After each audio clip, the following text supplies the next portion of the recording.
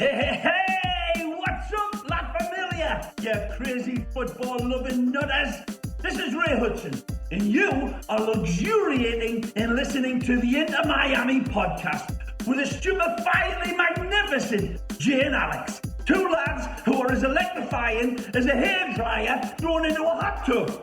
Stay tuned, because you know what it's going to be. It's going to be magisterial with an amplifier.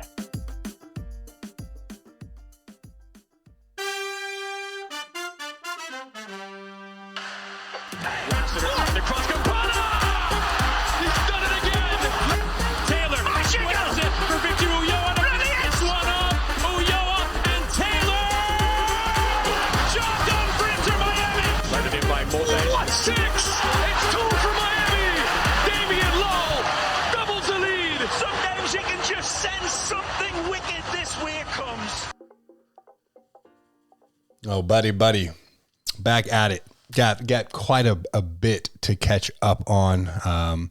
You could say I took my own international break, and now I'm trying to wrap my head around everything I've missed, and it's been a lot. It's been a lot. You're going to have to keep me in check here, bud. I might say some things that are completely non-factual and way off. Yeah, I mean, you got your what was it, the Bahamas national team call up there? You got your own your own trial, and I mean, it looks like you recovered all right from your trip. Looks like you're doing pretty good, but glad to have you back, bud. I don't feel like I'm doing good. I feel like I'm functioning at like 75% capacity, but it was a really good trip. Really beautiful place we stayed in. Obviously the Bahamas are a gorgeous country. I am a pirate by heart, in my heart rather, and it's good to be in Nassau in the old pirate republic. And also want to just say happy birthday, buddy. It is fans. What are you now, 21, bud? 21 plus 11. I appreciate it. No, thanks, man. I do appreciate it. It's been a chaotic day, but I wouldn't want to end any birthday besides hanging out with you. That's how I want to finish. Oh, come on. You'd rather spend it with your family, I hope. But yeah, man, I'm glad to hear you've had a good day. We have been out of little scheduling difficulty, so we do have a bit to catch up on here. So we are going to do our best with my low functioning body, but welcome everyone to the Inter Miami podcast. I'm Jay Kington, joined by the birthday boy himself, Mr. Than Harrington. I've already asked you how you're doing today, so let's just move on. I'm gonna go ahead and knock the bad news out first, and because I've been out of town and then out of the country, haven't been able to speak about the Atlanta United game. The good news for us is there's not really much to speak about. We did end up losing that game 2-0. Seems anytime I'm watching a game over in Longboat Key that we don't really play well. So I'm going to have to keep that in mind for bigger games that come up on the schedule later this season. Ended up, Mota got a red card in like the 30th minute. Two stupid tackles. I think everyone knew at that point, like, game over. I mean, for me, and I know I'm a little, I don't know, wishy-washy sometimes. The first yellow was stupid. The second yellow was soft. At that point, the ref was already eyeing up what Mota was doing. He threw his hands up. He threw it back. You could tell it wasn't intentional. Atlanta made a meal out of it. And, that was that. Mota put himself in that situation. It's kind of harder to defend him at that point. But, again, I think that second yellow was pretty soft. It was. The first one was a stupid challenge, and like you can't be doing that. And if you already made a stupid challenge, you got to be extra careful. And it can be pretty hard at times. We have seen this all too many times in Inter Miami past, but didn't really go our way from there. Really it was the first 4 minutes got scored on by Araujo. There's an Araujo, but this is Araujo off an assist from Joseph Martinez in the 4th minute. They were all over us. That first 10 to 15 minutes, we were just getting absolutely swarmed, and they were all over our backs. They had our number. Of course, Mota goes out. And then 61st minute, Josef himself scores, which he has done every single time he has played against Inter Miami. And yeah, man, I'm good to move on if you are. Yeah, I mean, the only thing I'll add to that, it was very obvious we were missing Gregory that game. Yeah. I mean, the team themselves have called him the glue that keeps the locker room together. And once Mota went down, I won't say there wasn't leadership on the field, but it wasn't the right type that they needed to be able to, pull up the old bootstraps and get shit done against Atlanta. So, yeah. Only positive I would say is that we didn't lose 4-0 because we very well could have. I was just really frustrated with that game because that's been like the second game, maybe the third game this season where we've been in a position where those 3 points honestly count like 6 because everyone's stacked where we want to be. If we win that game, I think we go up to the fifth place rather. Mm-hmm. But anytime we get in that situation, it seems like we just kind of lose ourselves, have a disappointing result, and we're back down, fighting back into the playoff line. So hopefully we can keep it up. We are in a similar situation going into this Dallas game. But I mean, man, these points are crucial. The East is so compact right now. It really is so compressed. I mean, we're talking about Philadelphia is now at the top after beating NYCFC at 29 points, and we have 21. So we're 9 points separate ninth place from first place. So everything is crucial from here on out. We're about to go into a 7-game July, and this is gonna be really make or break for the season. I'm going to diverge off a different path because we usually follow a pretty decent script on down through. Can we quick talk about what happened in that Philly Union NYCFC game? Because that was absolutely crazy. With the trainer? The trainer getting in the players' faces, and then the ending of that game was wild between VAR checking for a penalty after the game had already finished, middle fingers being thrown up to the fans, the trainers getting involved with NYCFC. I mean, good at you, Union. I see you. Yeah. And then the king, the king of the top of the hill, whatever it is, cherry on top. We'll call it cherry on top. Is when the Union post on social media, if something along the lines of it, I'm not going to get exact. But it's like, can you see this? And it zoomed in on the Union Stadium, and it was a little banner that said "We beat NYCFC," making fun of their championship banner. That was absolute fire. I absolutely loved it. I turned that game on, I think for like the last, 15 or 20 minutes. Yeah, it was well worth it. That was a good finish. But yeah, that trainer getting a red card. Someone correct me if I'm wrong. I don't know if that's ever happened in MLS. I don't know how many times that's happened in world soccer, but that dude looked pretty scrappy. Like that trainer would rip your head off. It's the second time he's been involved this year where he didn't like where an opposing player got too close to who he was treating and chirping at him. And I think the funniest part was as the trainer's coming off the field, Tati's chirping at him, and all he did was turn and look at him, and Tati was like, "Whoa!" He backed straight off of him. Yeah. I like how as he got ejected, he took off his gloves and threw his little medical gloves. Antonio Brown just throwing his gloves into the stand. Yeah. But anyways, I didn't want to take us off the path, but I needed to discuss that. That dude, was pretty funny. Players have to love a trainer like that. Absolutely. You don't want him one-on-one. That dude he's thick. He is thick.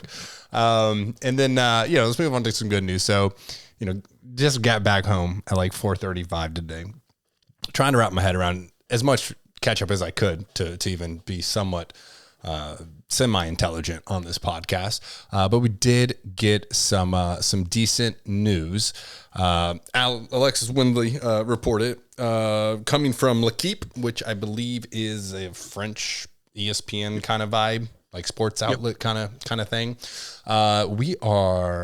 Looks like it's not official, but homeboys coming to Miami to finalize everything. Keep in mind the transfer window opens on July 7th and ends on August 4th, I believe. Anyway, his name is Corentin Jean. So now we're going to have two last names, or I guess Jean Mota has his first name, but everyone calls him Jean. This is more of your traditional French pronunciation, Jean. Am I doing this right? I took Spanish in grade school. As someone who speaks 99% fluent in French, I'm telling you, you're doing well. I'm proud of you. Corentin, I think that's his name. Anyway, coming from the French league, Liga 1, he most recently played for Lens. And, I'm not even going to slight this guy because it probably will come around to bite me in the butt. And unlike you, sir, I'm twice as likely to unapologize to people. So don't look at his stats. His stats aren't really that great unless you're going back to 2012 to 2015 when his time with Troyes. Very like minor highlight footage I've seen on him. From what I understand, he's a striker, can also play on either side of the wing. Very quick, very shifty. Has pretty good key passing skills. He is 26 years old. He was born in, I think this is said Blois, France. I'm not sure. He's 1.7 meters for all of you American folk. That means he's 5 feet 7 inches. So very small. Going to be one of the smallest people on the team. I don't know. I think like Lucha Acosta is like 5'7". Bryce Duke might be 5'7", maybe 5'8". Anyway, he's going to be very, very small. Probably going to come in off the bench for Campana or support him from the wing. Maybe Phil Neville gets him because he does seem to have some vision of the field. Maybe Phil Neville puts him in as like a kind of higher up the pitch, center attacking mid, tucking in behind Campana. We're going to have to see how this plays out. Again, stats aren't positively amazing, and I'm being generous about that, but we have to trust in Chris Henderson. I'm sure that he sees something that he thinks is crucial to this team. They've been going after him for a little bit of time now. So latest news, should have everything finalized on July 7th when the transfer window officially opens, and then keep your eye out for I would say probably 2 to 3 additional signings coming in as we look to hopefully into the season in the playoffs. Yeah, and I don't know, I'm kind of where you're at. I don't want to get my hopes up high on somebody who I don't know too much about. I will say the positive thing is that he had call-ups for the French U16 through the U21 squad. I mean, obviously that French squad is way, way overloaded for him to be able to make a team like that with the stats he's got. So, I mean, don't let that sway you away from thinking this guy might be a good guy. And who knows? I mean, he's only played in Ligue 1. Like he doesn't have. Is it or un? Okay. Like, yeah. All right. Yeah. We could talk French later, but he could very well come over here and do well. But I guess at this point, time will tell. I'd be interesting to do a little more research on this guy and see what happened between his transfer back to Toulouse to his transfer to Lens when he did a loan, because he dropped in value from 3.85 to 1.1. So it'd be interesting to see what happened. I mean, who knows? He hasn't really done anything with the obviously the main French squad. Last call it was 2016 to the U21 side, and yeah, there you go. I said Lens and it's Len. Yeah. So I'm sorry. I'll be better on working on my French pronunciations. We don't encounter too much French in my day-to-day life, so we'll see what happens, man. Gotta have faith in Hindi. Definitely need some depth. They were talking, with especially like with Robbie being out. This could be a good player to come in and kind of alleviate and just add some depth that, necessarily might not be like the guy who's a leading scorer or anything like that, but could be a pretty pivotal kind of crunch time piece that we need. So anyway, other good news we do have is that there was a game on Saturday that I was not able to watch because the MLS and ESPN Plus don't like you being out of the country. You're just trying to support your squad. I was like, dang, you know what would be nice at this time? The Apple Plus package. Because I'm pretty sure you can watch Apple Plus from anywhere in the world. I don't have Apple Plus yet, so I can't confirm. Yeah, I just don't. I mean, we can go down this rabbit hole if you want. I just don't want to have to pay for something else when I already am paying for enough. Yeah. And I know people are like, oh, it's $5. Oh, it's $6, whatever it is.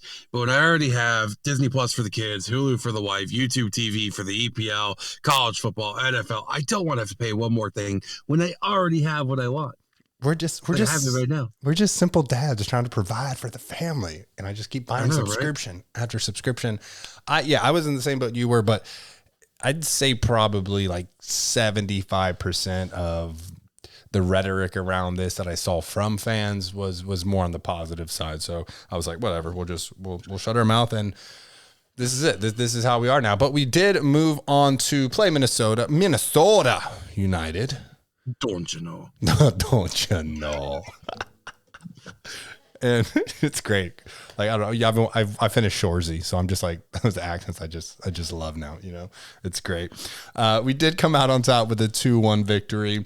Obviously, you know, very happy to go on my company's President's Club trip with some very good friends of mine that I've known for, you know, years, and had an absolute blast. But check the score, you know, and realized I couldn't watch on ESPN Plus, so I was like, whatever, we'll just have to score check. I'm going back down to the casino. That's fine.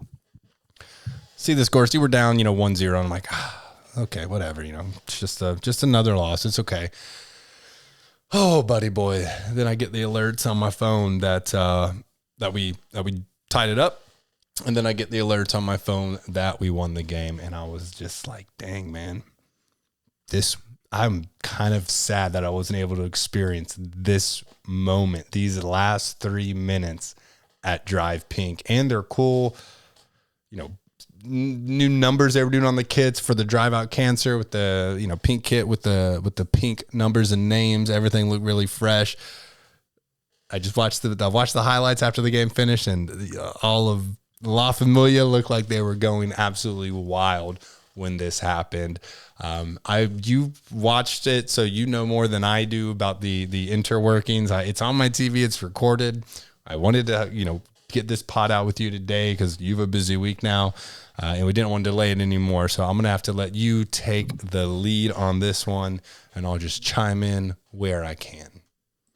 Yeah, so let's just go ahead and jump into it then, since I'm treading into waters unknown. You're letting me take the lead for once. This must be my birthday gift here. I'm enjoying it. But you know, the first half, I mean, we don't have to touch too much onto that. It was a pretty cagey affair. Yeah, they were feeling us out. We were feeling them out.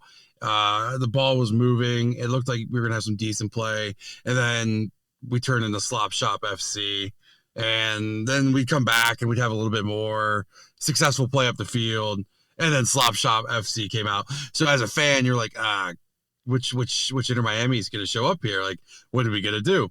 65th minute, kind of your heart dropped to your stomach because, you know, the boys have been playing pretty decent after the half. Reynoso curled the ball in from the right-hand side. I got to be honest, before I continue, I wasn't mad that we gave up this goal to a point, because I don't know exactly how to say his name, so I'm going to apologize ahead of time. Fragapane. Yeah, Fragapane, all right.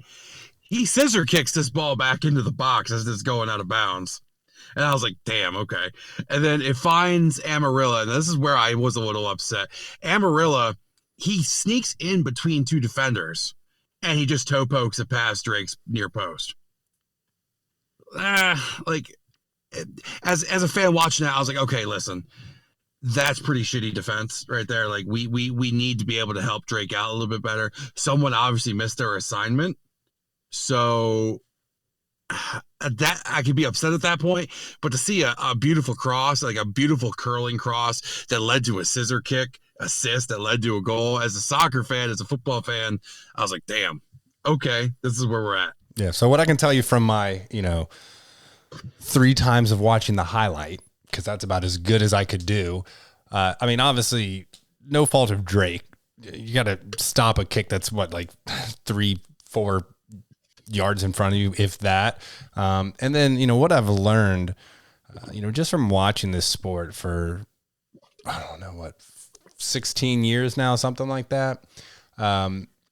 It's never fun to get scored on, but it always helps ease the pain if there's a scissor kick action or bike involved, because they're always just impressive to watch.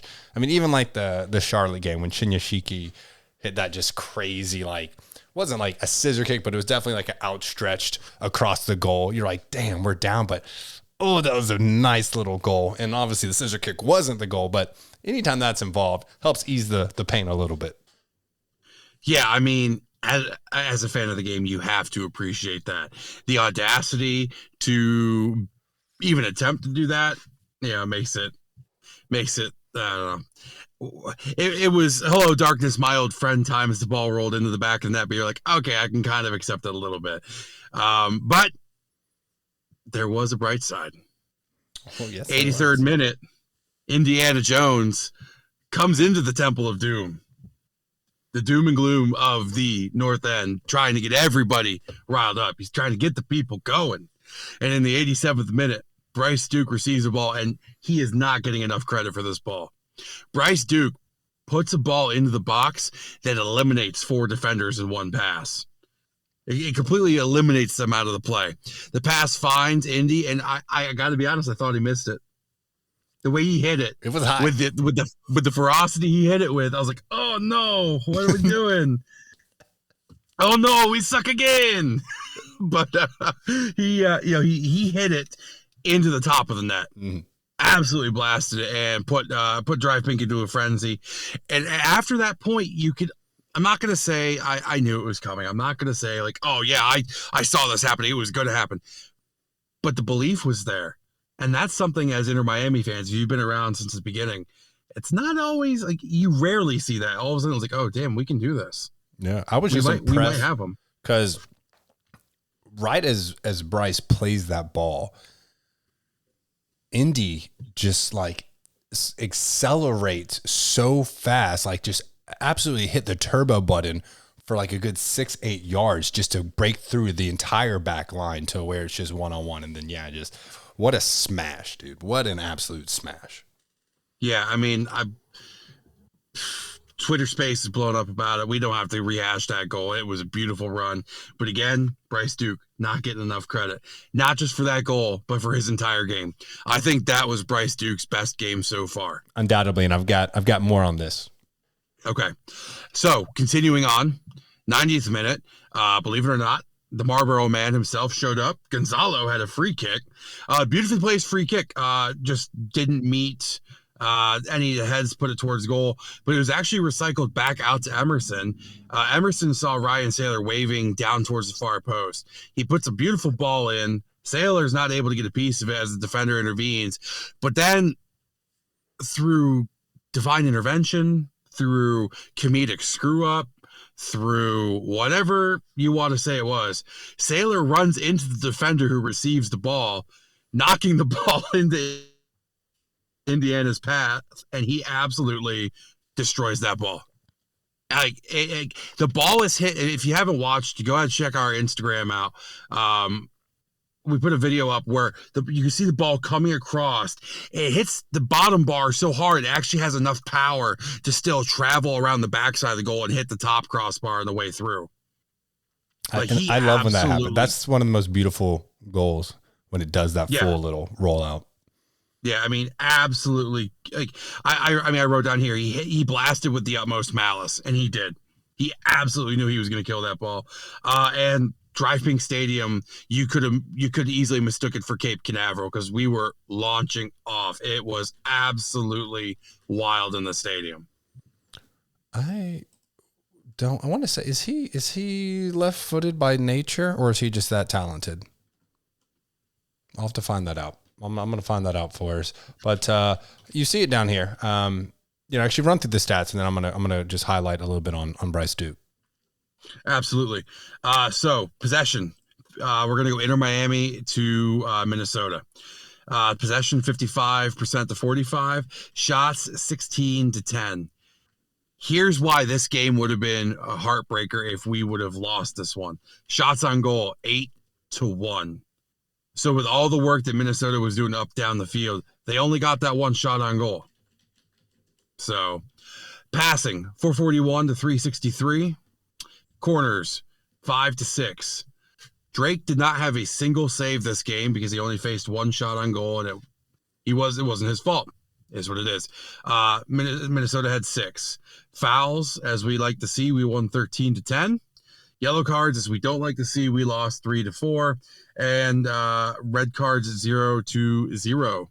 What do you got on Bryce Duke, Mr. Corentin? He is left foot by nature, and yeah, I mean, just impressed with the shot. I mean, 16 shots in the game, 8 on target, right? So not a bad ratio, 50%, considering that many shots. So that's something that we really were able to do well in this game. It was quite impressive. Really high number of chances, and then going to the goals and everything, and just the play, and then that second half once Gonzalo came on, which the one thing that Gonzalo has been pretty good at is set pieces, and so we did see some effectiveness from goal scoring opportunities, and as well as through balls, which we just talked about with Bryce Duke. So very well played, I'd say, in that second half. Still, though, we did see some errors come out with the players, but it's all right, dude. And I was looking at some of the stats here, just more like high level, like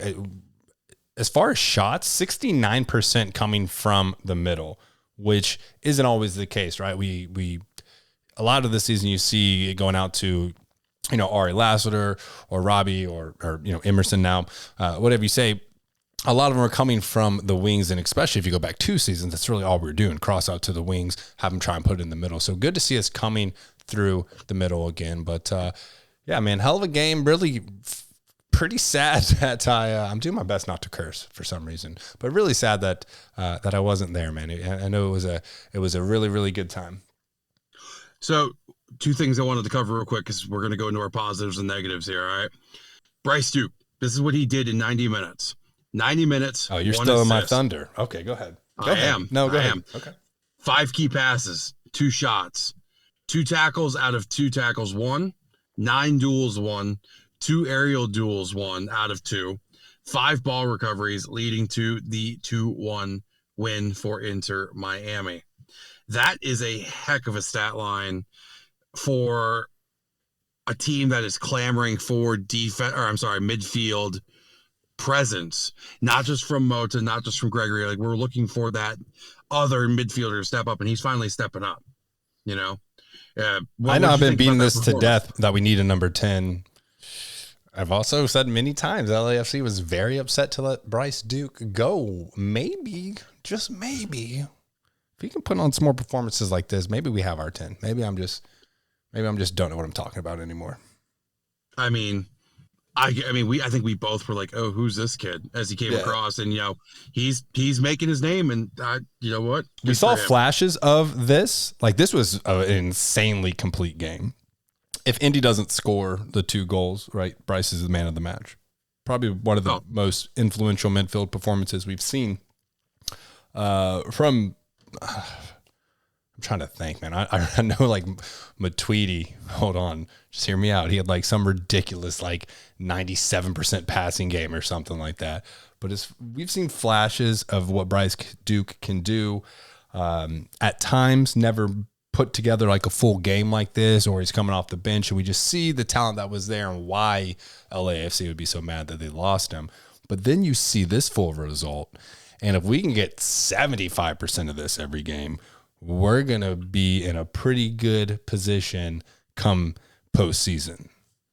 And, looking back at it, seeing glimpses of, what hindsight's 2020, right? Seeing glimpses of what he's been doing, like going back to the Union game where I saw him live, and he's pulling the strings, but he's making, like, you could see that he was making errors, and he's tweaked those judgment calls to be a better player and I don't want to say a better teammate, because from what I understand, everybody loves the kid. Everybody absolutely loves the kid in the locker room. So, better teammate's not really right, but he's trying to grow. He's trying to do his best for the squad. I think he's finally getting playing time, consistently, and that's what's needed for you to develop. And it doesn't matter, if you move to another league, you're still going to need playing time to kind of get acclimated to that league. So the fact that he is getting it and we're really starting to see the results, I think this could be a, pretty long-term deal that we work out to keep Bryce Duke here for quite some time.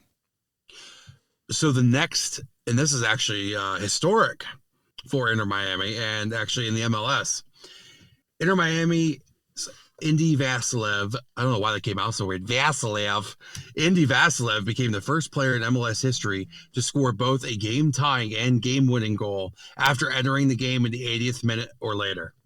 Yeah, we have a lot of records to establish. I'm glad that we're doing it finally. And I'm going to go out there because I know I'll be okay in our fan base, but outside of our fan base, I might catch some fire. He was robbed the player of the week. Yeah. I mean, Haney Mukhtar won it, and it was 7 shots and 2 goals. Yeah, I think it was more minutes played. I know he was a late sub, but I agree with you. Came on and I can't say single-handedly because there was other people involved, but he held it down, man. He did his whole Indiana Jones thing again. Took down the Sodans of Minnesota. And their fan base was super rejected. Like it was. Yeah, dude. I got to give a shout out to the Minnesota United admin, because they absolutely went through it. They had like a Twitter thread going on, and it was hold on, I think I'm pulled up here. It said, okay, hold on, folks, something happening with the eye shifting emoji, and it was like, nope, never mind. And then the next tweet was goal Miami. Then the next tweet was goal Miami. Great. It just said good game Miami. He's like the Wendy's Twitter guy. The Wendy's Twitter is the goat of all of that. I don't have any negative. You gave up a goal. That's my negative. I wasn't able to watch the game, so I have no idea. I have no idea what the negatives were. We didn't scissor kick a goal in. That's my negative. I think my negative would be, I have 2. I'll give you 2. 1, we should have finished a couple chances in the first half. And 2, we let Drake down and didn't get him that clean sheet he deserved. Because that game, he deserved a clean sheet. So, I mean, they're little negatives, but in a game against bigger opponents, we're going to have to finish some of those chances like we had in the first half. Yeah, fair enough. And, I heard, what's his name? Why am I blanking on his name? Anyway, Extra Time, the MLS podcast, said Drake Callender is the best keeper in the MLS. Then why can't we pick him for the All-Star game? MLS, you're screwing him. No, you can't. Available. Brad Guzan is available. And I honestly am tempted to throw in a massive collusion plan to get Guzan elected just so there's no keeper. I'm sure there's a backup, but it should be, you should be able to vote, I guess, every player, but you saw the lineup I picked. I did pick 5, Herons. So, obviously a little loyalty there, but I was pretty honest and fair, with the roster that I submitted. So I would love to see Drake there. And you know what? Here's the best part. We'll get him there next season. That's all right. I mean, give him a full season under his belt. He's going to be undeniable. Yeah, I mean, I don't want to harp on this too much, but again, I think you should be able to write somebody in. And if anybody's getting written in, all you need to do is look at the stats. Mm-hmm. And I can't believe going from where it was at the beginning of the season to talking about all-star nods, like he deserves it. He absolutely deserves it. He has come on strong. Honestly, he's put Nick Marsman and Diop in the rearview mirror. I mean, I don't know what the plan's going to be for either one of those. I mean, obviously, I think Marsman stays. No offense to Diop, but I think Marsman's going to be the one that stays. Diop's going to have to look at Dos Santos, and then you got to think of like Zamudio, Zulaga coming up. Like it's going to be interesting seeing the position battle that happens over the next coming seasons. But right now, Drake's put his name in concrete. I don't see how you can. He is the second highest goalkeeper save percentage, only behind Andre Blake, who's just phenomenal. So, I mean, again, give him a full season. It's going to be scary. What he becomes. Well, and after I know everybody's talking like Sean Johnson should be able to make it.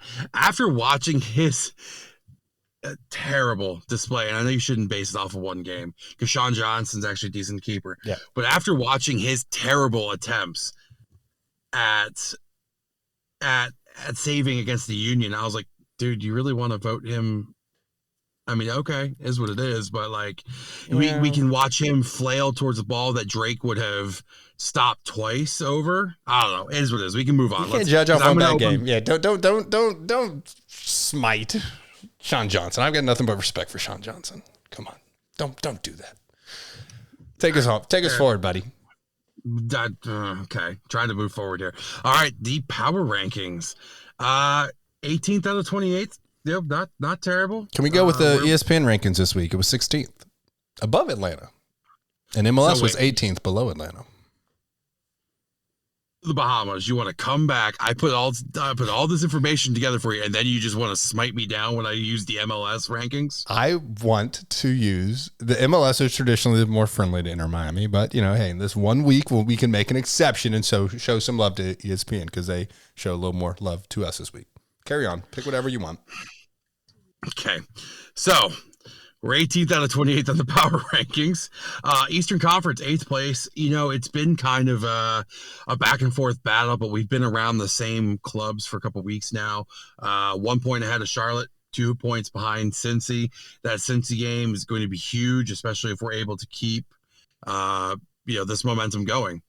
Yes. And notably, the 3 teams above us, New England, Orlando, and New York, all have a game in hand. So if we were to hypothetically catch up, I mean, this won't happen because our game's not till Monday, and some teams have 2 games this week as well. But if we can assume we can get a win in our next game, we're going to be jumping Cincinnati for that 7th place. We'll be tied with New England for 6th. We'll probably just be way down on that with our horrible goal differential. Horrible, but getting better. We're getting there. Like getting better by 1 goal every 2 weeks. See, now, okay, you're going to get me fired up, and then I'm not going to be able to, no, whatever. We're second lowest. We're getting better. That's all I'm going to say. We're getting better. All right. So, anyways, actually, we're not second lowest. We're actually, dude. Second lowest in the East. Chicago's -8. DC's -9. We're -8. Fair enough. Okay, because I was pulling it up based off of the supporters shield, which is what we're looking at next. We are sitting at 16th out of 28. We are just above Vancouver and Charlotte, which, Vancouver seems like they're coming on strong all of a sudden. And they actually have a game in hand on us as well. And we are sitting right behind Houston and Cincy and Seattle. I'm sorry. Blanked out there for a second. One of the most important teams in the MLS, and I blanked out on their name. So, we're right there, man. If we somehow some of these teams all lose, we get a good win under our belt, we're almost cracking top 10 in the Supporters Shield. Yeah, no. And look, here's the deal, man, is we could do this in July. We got 6 league games. We have 1 game against Barcelona, but I think after we beat Barcelona, the confidence level is just going to be through the roof with this club. So 7 games, but really tough opponents. I cannot state enough. This will be the biggest test that this club has had. I said something like this last season, but this will probably be even bigger. We're talking about Dallas, who's 4th in the Western Conference. Orlando, who we all hate, they're 5th. Philadelphia, the new number 1. Charlotte, the easiest game of the month, and they're right below us in the 9th spot. Then, of course, we play Barcelona. Quick turnaround, by the way. Charlotte's Saturday, Barcelona's Tuesday. Then we finish out with NYCFC, obviously the 2nd team in the East. And we finish out the month with Cincinnati FC, who is above us right now. This is where push comes to shove. This is it. This is I would love to see Phil Neville win Coach of the Month for the month of July. This is going to be a very trying time. Could be a very sad, upsetting. Could be an emotional swing. Some weeks you're happy, some weeks you're sad. But 7 games in a month, every Inter fan has to love that. You're not going to have to wait long. A couple midweek games thrown in there. It's going to be a really, really good July. Cannot wait. Actually, will not be here for the NYCFC game because I'll be up in Orlando for the Chelsea Arsenal game. Birthday gift, go Blues all the way. Can't wait. But that's another really good game. I'm a little sad I'm going to have to miss out on, but I can't wait. I really hope this goes well and I can just be really happy at the end of this month. Yeah, me too. I'm coming in with pessimism. I mean, I think any Inter Miami fan is a tiny bit looking at this. I don't like that word. You're cautiously optimistic. So my pessimism is sitting here saying, I honestly, I know some fans are going to want to hear it because they want to see a good game. I don't want to see any starters against Barcelona. Don't do it. Just run Inter Miami 2 against them. Yes. Play Romeo Beckham up there. No. You want to give them a good match? Put our U15, so we'll talk about here in a little bit. Put our U15. It will be a good match to see what Corentin Jean has to do. That'd be a good one. I'd say let him start that match. I mean, we'll see. I don't know. But I did want to touch back on the supporter shield real quick, and then we can move forward. And it's not Inter Miami related, but I just happened to notice. Did you see Real Salt Lake is playing Burnley ball up the supporter shield right now? Oh, no, I didn't. They have, so I was looking at goal differential because we were talking about it. 5th place, NYCFC has 14th, and this is supporter shield rankings. Austin's in 4th with 11 goal differential. Philly Union is in 3rd with 10 goal differential. Real Salt Lake is in 2nd with 1.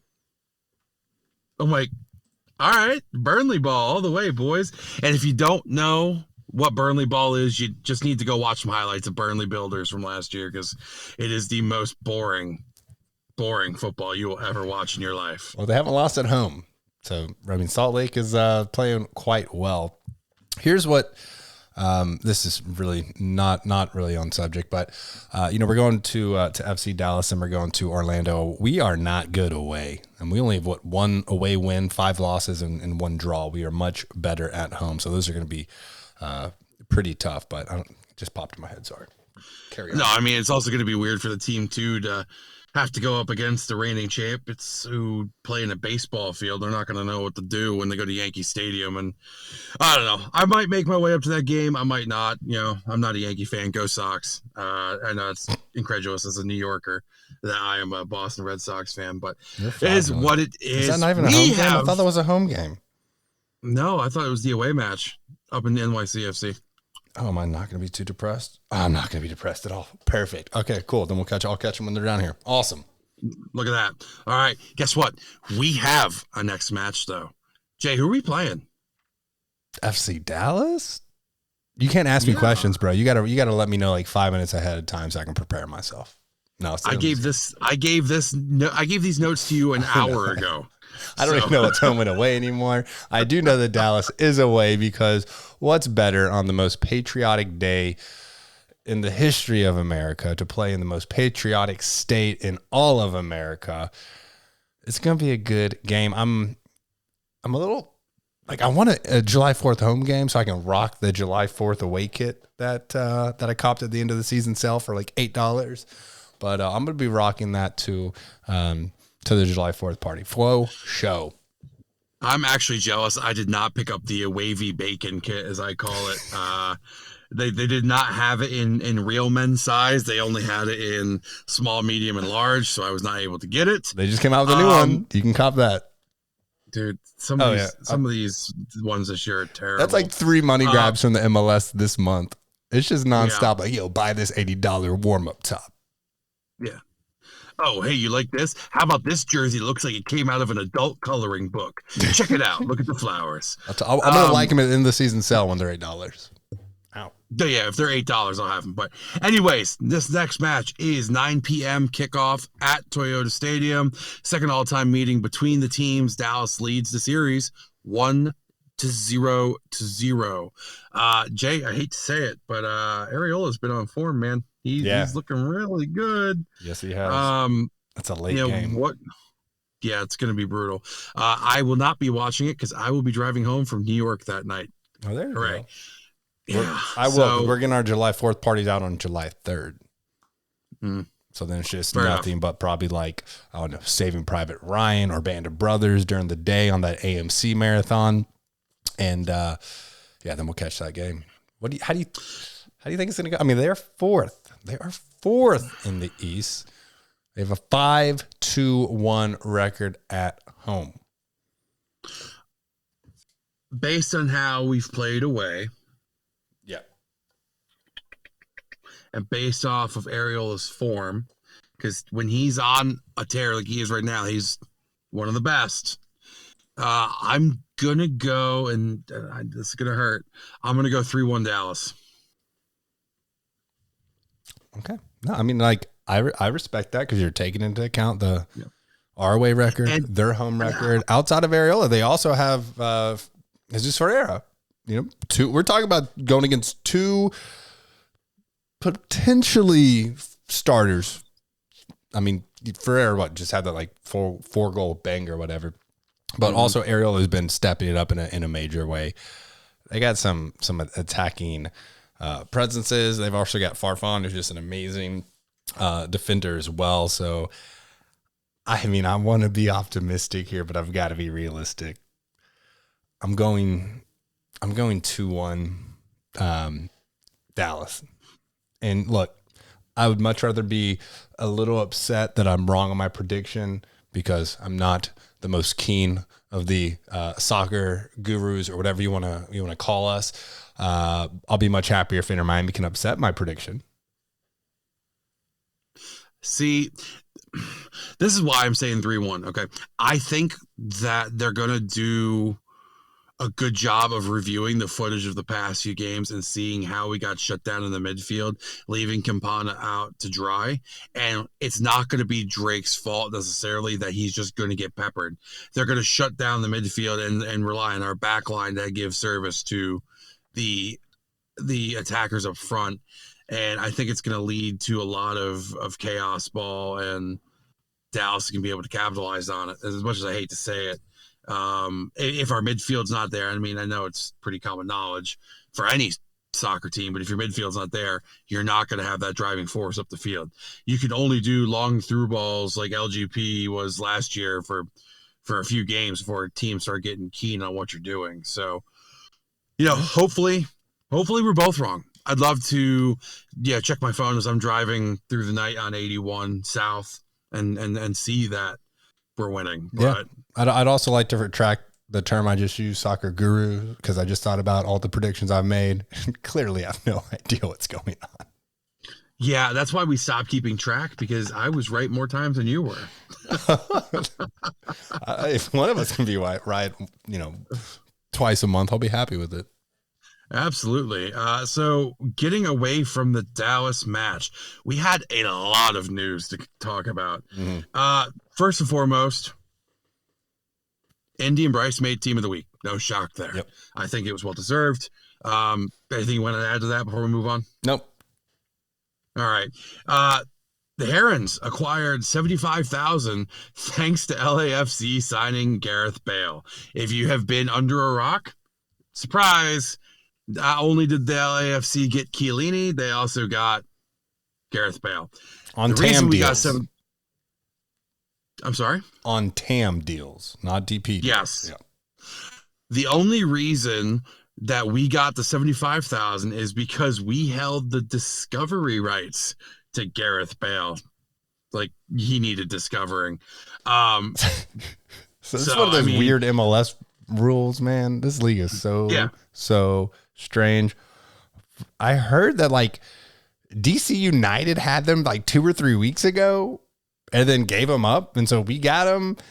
Also heard that Baylor just really wasn't feeling signing for Inter Miami. I guess the deal we're trying to give him was a little bit longer than just the I think it's like a 6-month deal is on right now for like $1.6 million, and then if he wants to extend, he'll be a DP player, probably a pretty hefty salary. He went from like making $33 million a year to $1.6 million. I think that he wanted to go to the best team in the league, leading the supporter shield run, top of the power rankings as well. Who knows?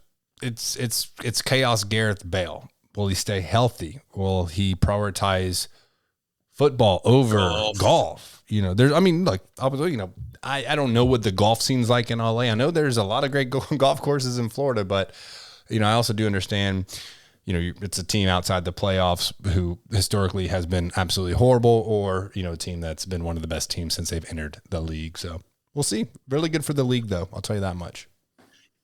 I had a thought. I could be wrong, but what if he was using this as a stay fresh towards the build up to the World Cup? Like he's like, I see this. Yep. I can do this for a few months, and then I can find a better deal down the road just to keep me fresh for the World Cup instead of sitting around and having a long layoff over the summer into the fall. I mean, yeah, he only played 5 games for Real Madrid this season, right? Like, that's crazy. He played like 11 for Wales. So yeah, obviously if you know anything about Real Madrid or follow them throughout the season, even going into last season, there's been some serious friction between him and not only the front office, but also the other players there. So yeah, good way for him to get up, stay fresh for the World Cup. And if he extends, he's going to try and just make sure he stays fresh for the Euros that are coming up. He plays very well when it comes to Wales. And he's still, you know, top 10, maybe top 15 players in the world when he's fit and when he's playing. Wicked left foot. So yeah, we'll see what happens. Yeah, I mean, just to touch base real quick on that Real Madrid exit, you know, you are in the doghouse when you don't even get a final hoorah match. Like, you don't even get a send off. Like, you didn't even get selected in your last game in the kit. Like, you were in the doghouse. I don't think he celebrated with them when they won the Champions League. Like, it's been a really weird dynamic there. Absolutely. But let's move on to more Inter Miami related news. The U12 and U13 academy teams competed in the La Liga Promise Santander International Tournament. I dare you to say that 5 times fast. The boys, they got beat up on. There's no mixing it up. They got beat up on, but they were playing against the academies of Real Madrid, Barcelona, Atletico, Real Betis, Sevilla, Villarreal, and Valencia, as well as a few other academy teams from the U.S. and Mexico, which included FC Dallas and CD Guadalajara, amongst some others. So, you know, I've been saying this for years now, and I love to see that the academy is getting experience. Mm-hmm. I don't remember which one they lost to. I think it was Madrid. They lost 4-0.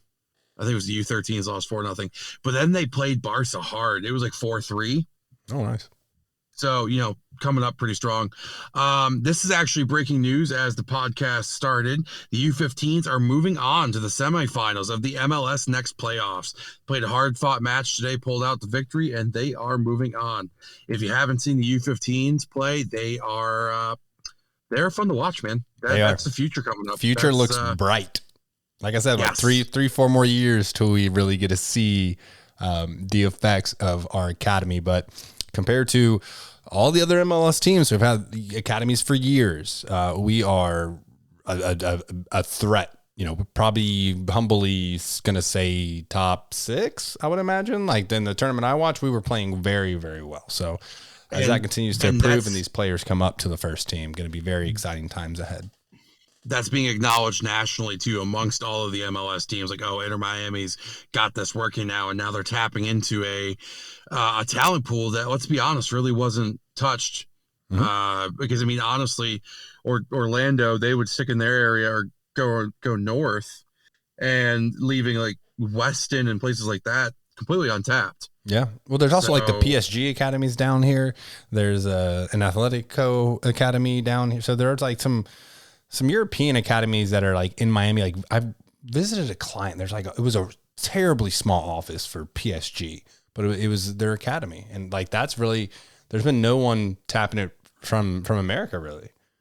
Well, very few players.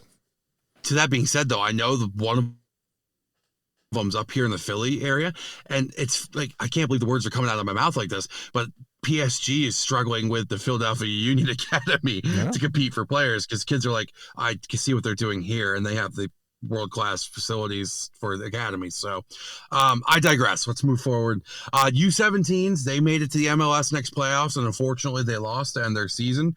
It's not the way the boys wanted it to end, but they also had a very, very good season. Nothing to hang their heads about. Yeah, I mean, again, just building that future. Continuing on the theme of building up the future, I'm not going to read through all of these notes I wrote down, Jay, but let's just summarize it. We had call-ups to the Cuban, Haitian, U.S., and Dominican Republic CONCACAF U-20 championship teams. Darian Reyes, Brian Destin, our boy Noah Allen, Edison Azcona, and Israel Boatwright were all called up to their respective countries' U-20 championship teams. I know for a fact Edison scored in one of those games, if not twice. And Noah Allen has been starting consistently for the U-20s. Good. So I shame on me. I don't know as much about Brian Destin's playing time or Darian Reyes. Or Israel Boatwright's been out there too. But I can tell you at least the two that we're more familiar with, Edison and Noah, have definitely been playing and putting in good shifts for their squads. One other thing I did want to touch on, I did not put the notes in, or in the notes, I'm sorry. Ethan Harden officially left Inter Miami to go out to his college out in the West Coast. Again, we wish him best of luck. Once a Heron, always a Heron. His mom is always supportive of the podcast here. She's always, liking our stuff, especially when we reach out about Inter Miami too. And so, shout out to the Harden family. It sucks to see him go, but I'm glad he's going out and following his dreams, his passion, and wish him the best. Very good. Minor correction, just so we don't catch flack from any of our diehard supporters who do follow the academies. I believe it is Dayron Reyes. Is it Dayron? I believe so. All right. Well, listen. Just by the spelling. Could be wrong. All right. Well, hey, listen, we took off 2 weeks, and I apologize. Feel free. You're doing great. You're doing phenomenal. I don't know what's happening. Feel free to lambast me at Thanicus Maximus on Twitter if you feel like doing so. Mr. Kington, do you know what it is? Time for? Probably the only section I'm going to be somewhat decent at this pod. It is the birthday edition of OnlyFans. Here we go, boy. I'm sorry, dude. I just realized I could have. I just looked down at the colors of the soundboard. I should have added a happy birthday song on the soundboard, okay. And for that, I forever apologize. It's okay. No, it's always next year. Time. Yeah, it's always next year. All right. First question. Shadow 305 on the Discord. What player does Miami move on from during the transfer window? Oh man. Oh man, that's a great question. Do I have to answer it? I don't even know, man. That is so tough. Clement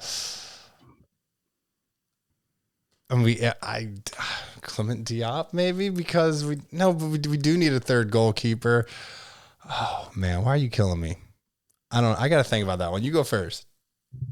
I mean, I was going to lean towards Diop because Dos Santos has been playing pretty well. But we need three keepers. Right? I guess we have CJ. Okay, no, all right. I'm going with Diop then because we have CJ. And if you would have asked me a couple of weeks ago, I would have said Mo Adams, but that resolved itself as he moved on to the Saudi Arabian. And that's not even any flack at Diop. But if you're going to force me to axe one, I don't know who else it would be. Maybe Jovan Jones? Breck Shea? No, I'll never ask.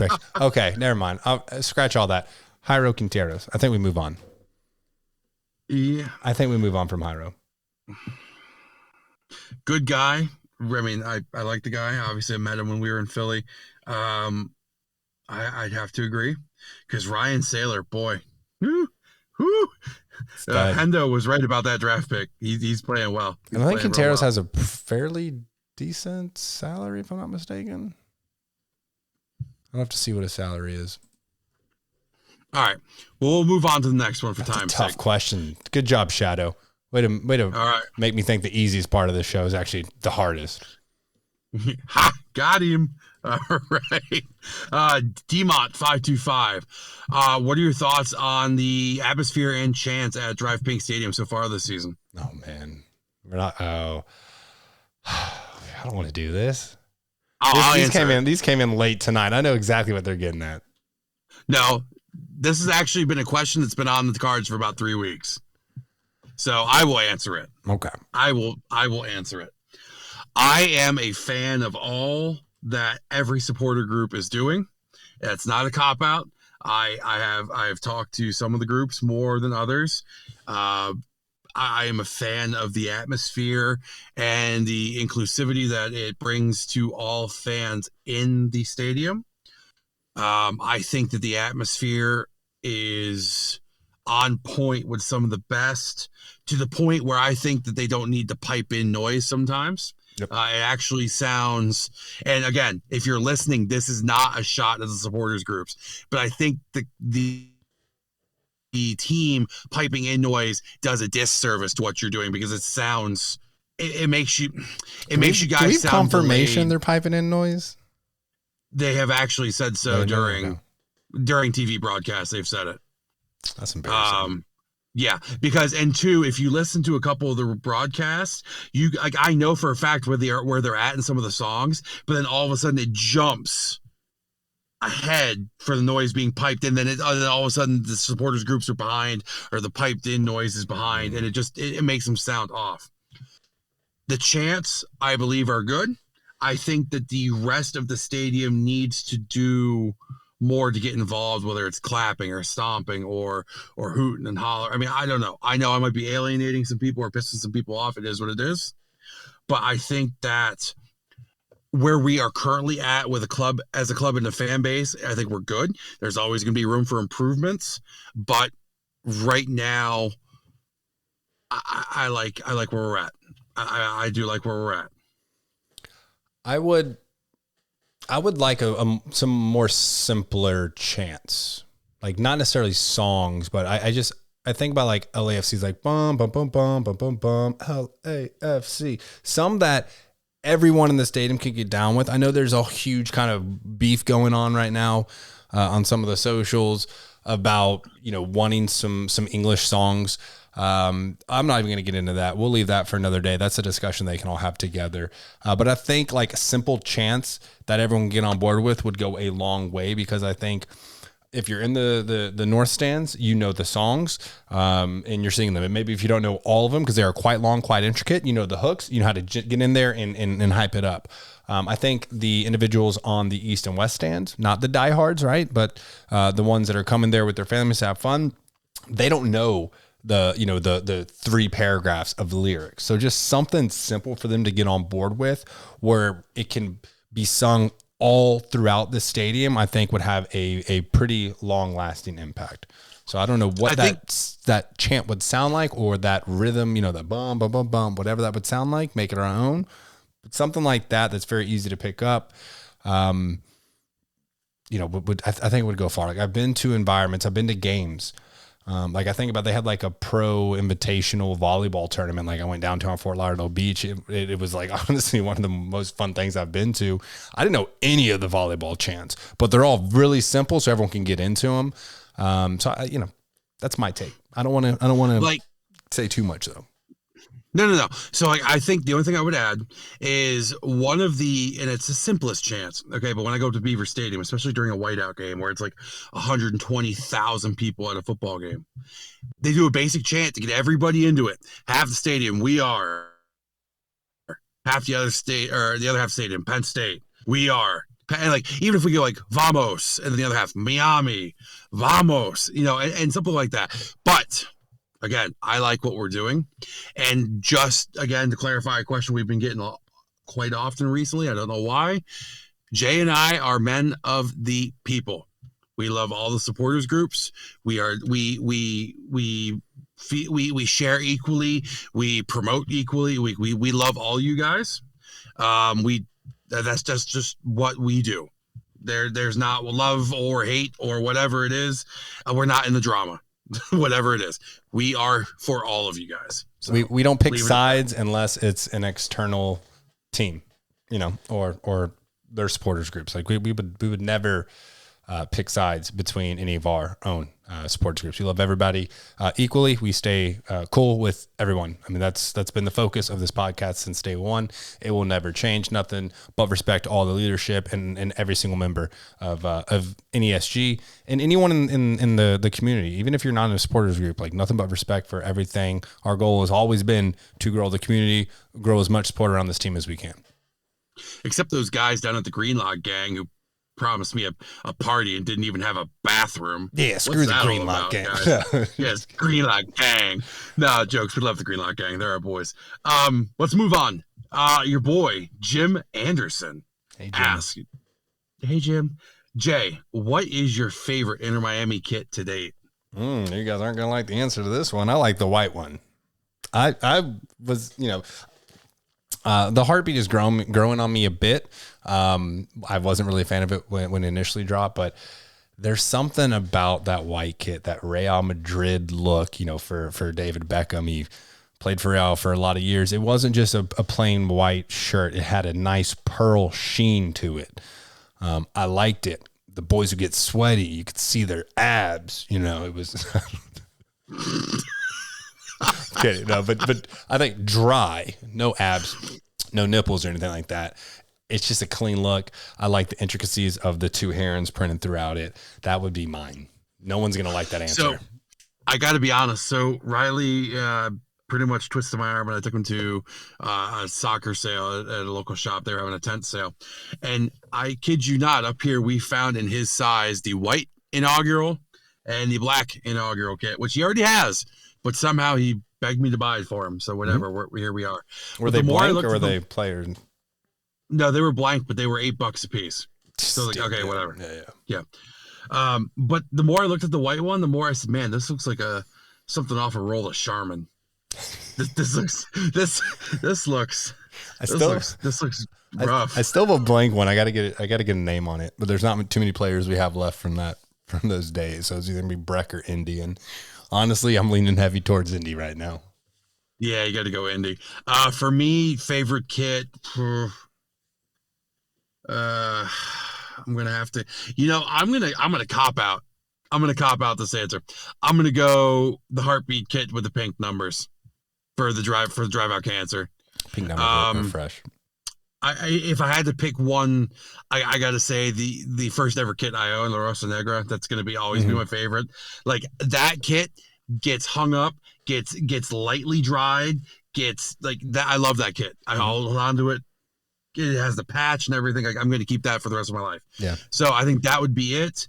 Definitely not the monstrosities that we wore for the damn Save the Oceans, whatever they tried to put on our backs. Like those were terrible. I don't like that. I was also upset though. Like, I'm going to give Drake one of our jerseys and get his in return. So I was like, dang, and I'm missing the unique pink number one like that. That was an extra little salt in the wound of this weekend. Yeah.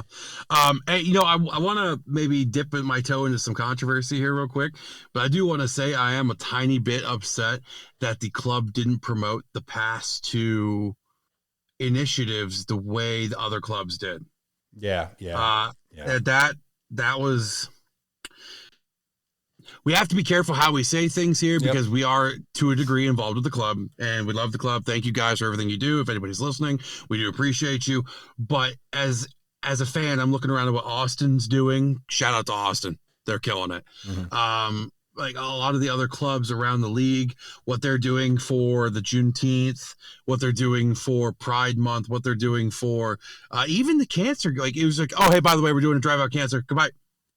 Like, can we like our stadium is literally named Drive Pink Stadium. Can we do a little more promotion? Can we kick it up a notch? And I think a lot of the fans were rubbed the wrong way with that. Again, I don't want to go too far into it, but it's definitely noticed that there was not a lot of promotion towards the shit that mattered. Like I don't care about your $9 drinks outside the stadium before the game. No. Because I'm having a lot of the free ones outside the stadium. Right. I don't care. Like in a bit of news we missed, Cafe Bustelo is a sponsor now. Like, cool. Like we were asking for that 2 years ago.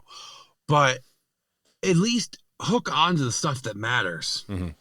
Like just I don't know. I agree. They want to say that they have the heartbeat of the fans, and they definitely missed the boat on that one. But I digress. Our boy Gary, not Gary from SpongeBob, not the snail there, Jay. He wants to know, has Indiana passed Indiana Jones as the best Indiana of all time? Come on, man. We're talking about 3 of the greatest movies ever made, and then a 4th 15, 20 years later that was horrible. I love Indiana Jones. Those are some dope movies. But yeah, hell yeah. Vassilev's the man right now. All right. Vassilev is the best Indiana of all time. So I got a quick 5-second story after the match where I was talking about, Indiana Jones strikes again. Riley's like, Dad, what's Indiana Jones? I was like, all right, dude, let me show you. Hold on. So I started showing him to him, and he goes, we watched the first one. He goes, Dad, that movie's cool and all, but I'm really confused. Why was Han Solo wearing a hat and and had a whip the entire time? What happened to his blaster? Where was Chewbacca? Yeah. And I'm like, well, okay. I guess we should have talked about that. You're old, Dad.